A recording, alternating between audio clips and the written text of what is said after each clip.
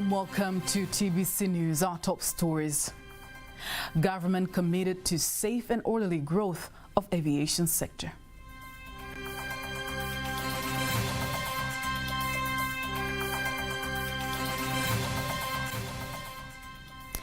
The Lake Victoria Basin Commission strategizes for the Search and Rescue Center construction.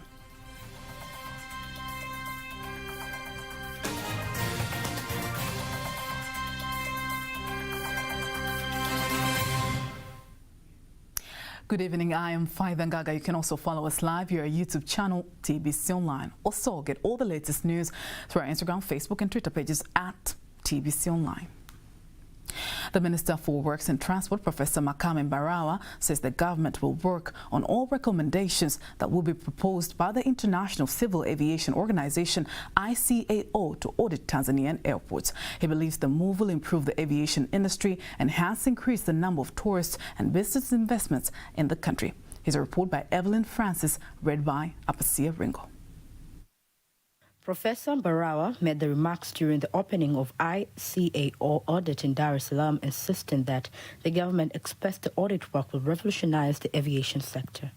I know we're going to get a good marks, but I'm sure you will come up with a recommendation which are ready to do it.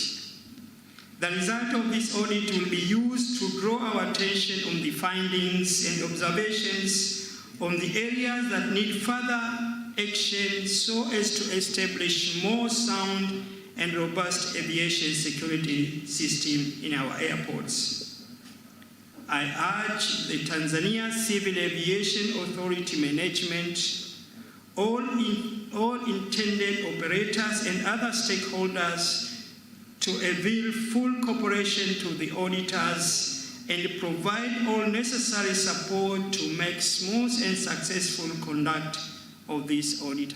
Tanzania Civil Aviation Authority, TCAA, assures their full support to ICAO auditors so that they can accomplish their mission successfully. We love being audited, and all the stakeholders are ready to work with you during the entire 10 or 9 days available for the audit. I assure you that the entire TCAA board, management, staff, and all aviation stakeholders are highly enthusiastic and ready to receive and start working with ACAO auditors today. We assure auditors full cooperation that will enable them to conduct the audit smoothly as per the signed memorandum of understanding. Callum Vine is an ICAO representative, and here he elaborates how the team will conduct airport security aviation audit in Tanzania mainland and Zanzibar for 10 days. Well, there are two means of measuring the security performance in member states. The first one is by measuring the effective implementation of the critical elements of the aviation security oversight system. This provides us with an idea of the sustainability of the state's aviation security system.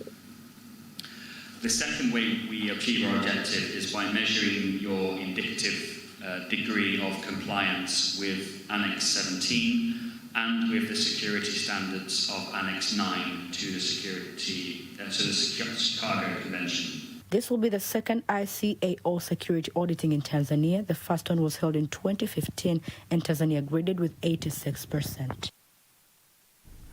The Uhuru torch has started its race in the coast region and is expected to inspect 99 projects worth 4.4 trillion shillings. Here's a report by Joseph Chewale, read by Apasia Ringo. The Uhuru torch arrives in Coast Region after finishing its race in Morogoro region. Receiving the torch, the Coast Region Regional Commissioner Abubakar Kunenge says that in the region the torch will be taken to 9 districts and is expected to launch projects worth 4.4 trillion Tanzanian shillings.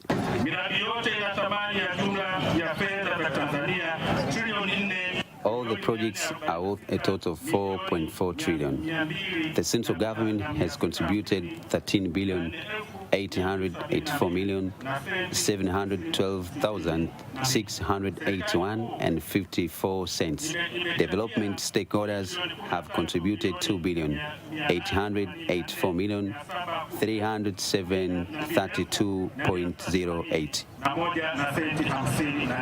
On the first day, the Uhuru torch has been taken to Chalinze and inspects 23 projects worth 2 billion Tanzanian shillings. Speaking after inspecting the projects, the Uhuru torch race leader Abdallah Shaibu Kaim directs Chalinze local leaders to continue to find a permanent solution to the problem of conflicts between farmers and livestock keepers. We will develop the system of livestock keepers to be in a better form and environmentally friendly. We should have our own grazing fields that will be used during the summer. I believe the farmer will farm comfortably and the livestock keepers will continue with his livestock activities in peace. In other news, the Lake Victoria Basin Commission, LVBC, has started the construction of a regional center to coordinate search and rescue in the Lake Victoria, and the headquarters will be located in Mwanza region. Handing over the project to the contractor, the Executive Secretary of the Commission, Dr. Masinde Bwire, says the construction of the center will cost more than 4 billion shillings, which has been provided by the governments of Tanzania and Uganda, together with the African Development Bank, AFDB. It's a report by Moses Matthew, read to you by Lulua Mohammed. Accidents in Lake Victoria kill about 1,000 people every year. Most of the deaths are due to the lack of proper and modernized search and rescue systems. The East African Community, through its Lake Victoria Basin Commission, LVBC, has initiated the construction of a regional center to coordinate search and rescue in Mwanza. This facility will support transportation, communication, and business. The construction of the center will also involve 12 small search and rescue centers in Uganda and Tanzania. The Search and Rescue Communication Center in Lake Victoria will be in the headquarters of other small and medium center in our East Africa region. The project is expected to cost 4 billion shillings, funded by the governments of Tanzania and Uganda, together with the African Development Bank, AFDB, and will be completed in 18 months. The project increases the strength of training for using modern equipment that is directly related to this project. I hope the commission I hope that this project will continue, as the people who live in Lake Victoria area are very dependent on these services. Basin here, Lake Victoria, wanategemea sana. The CK Associates and Ubuntu Consulting Limited contractors in Uganda have already been entrusted with the project in Mwanza. We have been handed over the site to put up the first Maritime Rescue Coordination Center of Mwanza. It should be completed on time so that it does the job it was expected to do, especially on Lake Victoria. Lake Victoria has had many disasters, so the existence of this center is very important. Victory Day is one of the biggest Russian holidays that marks the Soviet Union's victory in World War II, together with other Allied powers. Russians worldwide usually join others in the commemoration of this day. I had an opportunity to attend the celebrations and prepared this report.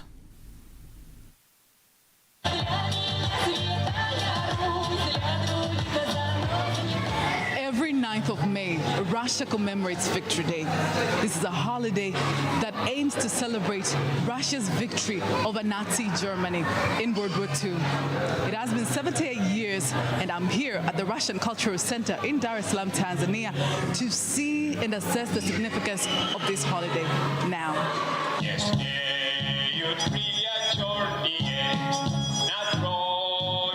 First, I speak to the ambassador of Russia to Tanzania, Andrei Avetsian, who gives me insight about this special day. I would like to thank all Tanzanian friends who participated in our event. It was not the only event that we had. It was a whole week of different events for Tanzanian friends of the Cultural Center. So it shows that this Victory Day is still very significant, not only for the Russians, but for all people around the world, because 78 years ago, the Victory Day signified the victory over Nazism. So, since the Russian people carried the main burden of the war on their shoulders, its significance has not diminished after 78 years. Some of the attendees of the Victory Day celebrations showed great enthusiasm and indeed demonstrated to me their knowledge of Russian culture. Dobry dzień. Меня зовут Shadrach Daudi.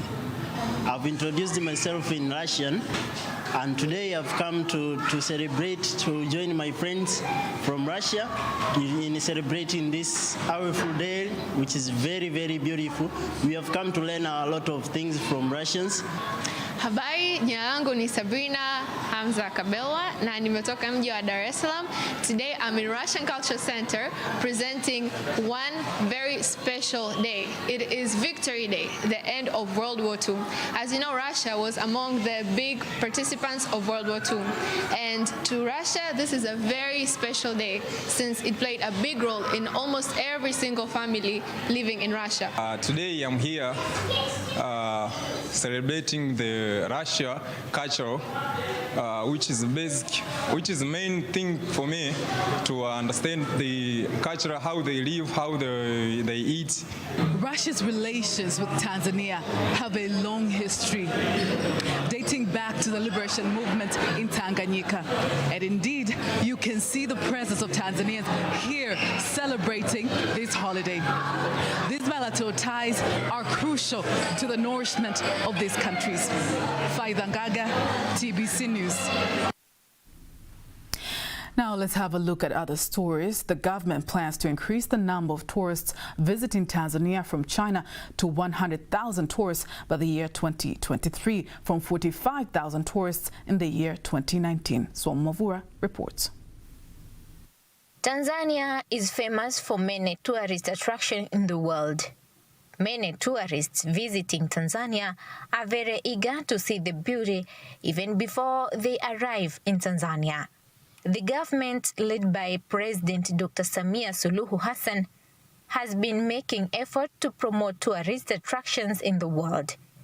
These efforts have begun to bear fruit, where 40 companies of tour operators from China have arrived in Zanzibar to visit the island and to find more value chain in the tourism sector. The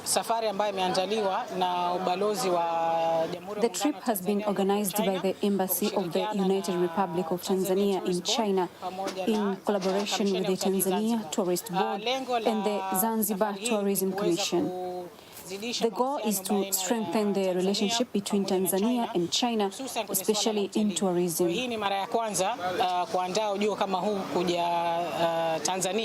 Is to increase visibility of Tanzania throughout China, and we are aiming to receive almost over 100,000 tourists per year this year. You cannot promote tourism in Tanzania without mentioning Zanzibar, which is famous for having the best beaches in the world. While they are here, they will visit in different places. In Zanzibar, in Tanzania mainland, they will visit Kilimanjaro, they visit Arusha. Also, they will have a B2B meeting with the tour operator, both in Tanzania mainland and Zanzibar. The passion of these tour operators is to see and visit many tourist attractions throughout Tanzania mainland and Zanzibar. A very beautiful country. We have mountains, snow mountains. We have like Prahi, and also we have some local people, local parents. We have the animals. We have many things to explore. So I love Zanzibar. I love Tanzania. It's a very nice country. I I think the landscape is really fascinating, and I would like to see the African tribes to learn more about the local cultures. And but the safari rides are going to be one of the most exciting parts of this trip. Air Tanzania Company Limited flight was the one that brought the tour operators directly from China to Zanzibar.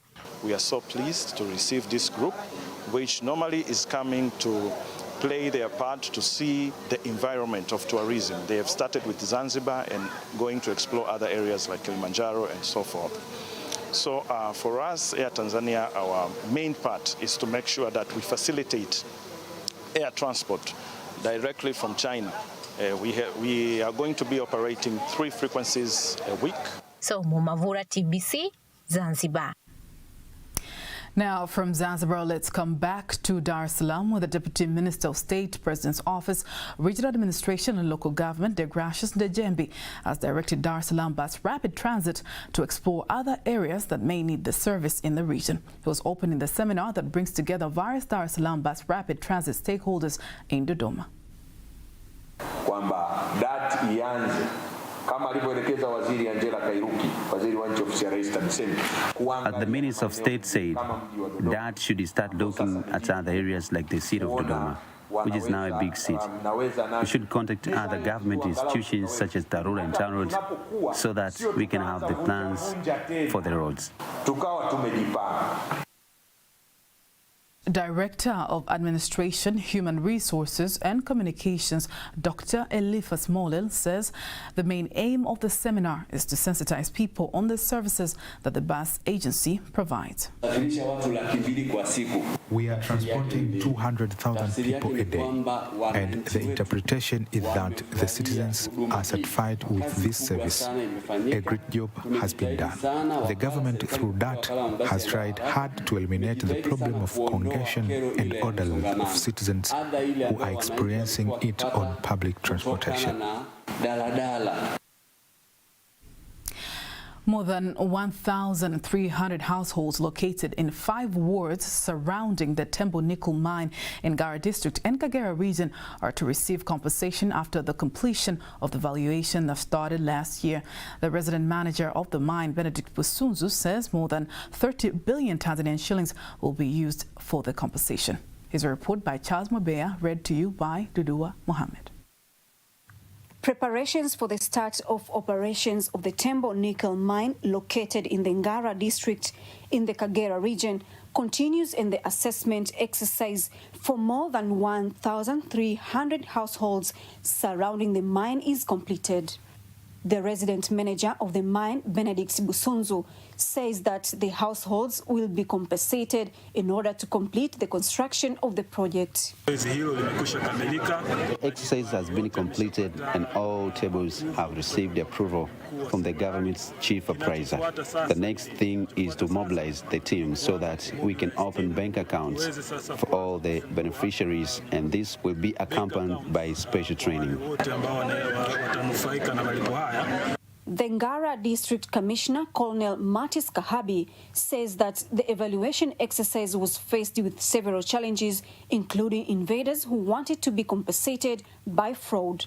The challenges of land invasion in the project areas from invaders outside the district known as Tegesha has been resolved to a satisfactory extent. The Kagera Regional Commissioner Albert Chalamila, together with the Commissioner of Operations and Training of the Police Force Awadi Juma, urged the residents not to use the money to fuel criminal activities. After all the institutions and authorities are satisfied, the next thing is to start the payment. When it reaches that point, I ask you to use those compensation in more appropriate ways.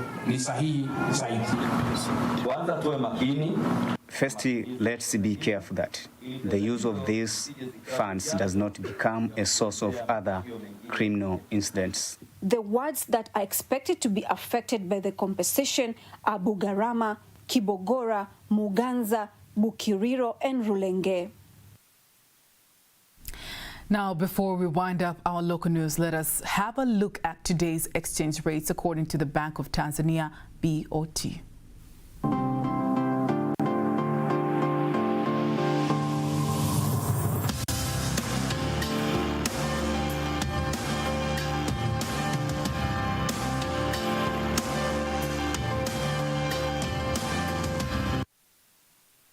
Don't miss TBC News every weekday to know all the latest in exchange rates.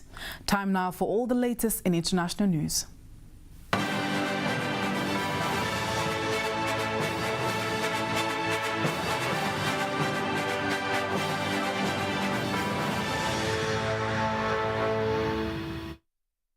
Have a look at international news with Gloria Michael.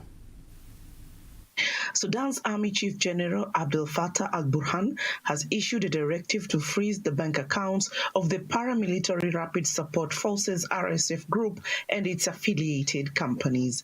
In a number of decrees on Sunday, General Burhan also retired 4 military officers linked to the group. One of the affected officers is Brigadier General Omar Hamdan Ahmed, a relative of RSF Commander General Mohammed Hamdan Dagalo, and who is currently heading a delegation of the paramilitary force for peace talks with Sudan's army in Jeddah, Saudi Arabia. General Burhan also sacked Central Bank Governor Hussein Yahya Jankol and appointed Borai El Siddiq in his place. He did not provide a reason for Jankol's sacking. The Kenya-Somalia border will be reopened in a phased-out manner within the next 90 days, effective today. Kenya's Interior Cabinet Secretary Kithure Kindiki says the Mandera-Bulahawa border point will be opened in the next 30 days. The second border point, which is the Liboi-Harar-Dobli on the Somalia side, will be opened 60 days from now. Kindiki added that the Kiunga-Raskamboni border point in Lamu will be opened in at least 90 days from today. He added that the government is exploring the possibility of adding a fourth border point into Somalia from the Kenyan side in Wajir County. He was speaking after a meeting with his Somalia counterpart, Mohammed Ahmed Sheikh Ali, a Defense Minister, Abdul Qadir Mohammed Noor, and Foreign Affairs Minister, Abshir Omar Jama.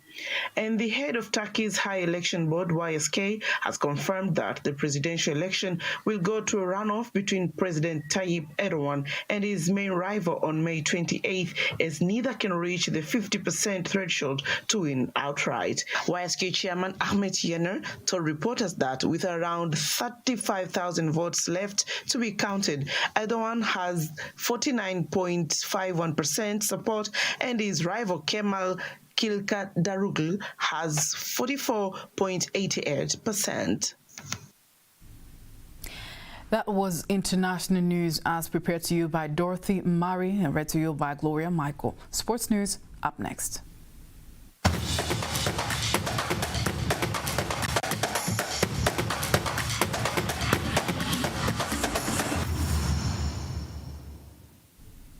And here is sports news with Mario Cheto. The United Republic of Tanzania retired President Ali Hassan Mwinyi urges sports stakeholders to participate in the Veterans Marathon so as to raise money for veterans players' health insurance. Speaking in his residence in Dar es Salaam after visited by veterans players led by Abdallah King Kibaden and Nisande Manara, retired President Mwinyi calls for sports stakeholders to turn up in numbers and support Veterans Marathon. I have accepted your invitation, but I will come only in the starting point of the marathon. If you have reached 30 to 40 years old, you think that you can't do anything, which is not true. So I ask many sport stakeholders to come and support us. Even though he has reached 98 years old, he has promised to come. So myself, with all programs I have, I will participate to support veterans' prayers. Msota Veterans Marathon will take place on June 25th at the Leaders Club in Dar es Salaam. And the Tanzania baseball national team have traveled to Ghana to participate in World Cup qualifying games to be held in Ghana from tomorrow. Speaking during the handing over national flag to baseball national team, Baseball General Secretary Alfayo Nchimbi says the team has trained hard and they are ready for encounter. Using the past experience, we are going to win, because two positions are needed, and there are 15 countries competing for this two positions. Now we're going to the tournament so as to qualify for the World Cup. So I would like to say that to all Tanzanians that we are expecting to make wonders to the tournament. Can use our knowledge that our coach taught us, and we can perform very well in the pitch, so that's to return back with medals. 15 national baseball teams will battle for 2 places to represent Africa in the Baseball World Cup. Malio Cheto, TBC News. Thank you very much, Malio Cheto. That will all the latest in sports. Before we conclude our bulletin tonight, let us have a look at the weather forecast. Welcome to the next 24 hours of the forecast from Tanzania Meteorological Authority. This is Margaret Masawe. Wind is expected to flow at the speed of 30 kilometers per hour over the entire coast and 20 kilometers per hour over Lake Victoria and Lake Nyasa. The state of the sea is expected to be moderate. Rainfall signals are still seen in few areas of the country, while the largest part of the country is expected to be dry. And tonight we expect a partly cloudy condition and light rain showers over Tanga, Unguja and Pemba islands. The rest parts of the country are expected to feature partly cloudy condition. Tomorrow we expect partly cloudy condition and light rain showers over Arusha, Kilimanjaro, Tanga, Unguja and Pemba islands, Dar es Salaam, Pwani and Morogoro. The rest parts of the country are expected to feature partly cloudy condition and the longer sun periods. Now let us see the next 4 days of weather forecast for some regions of the country.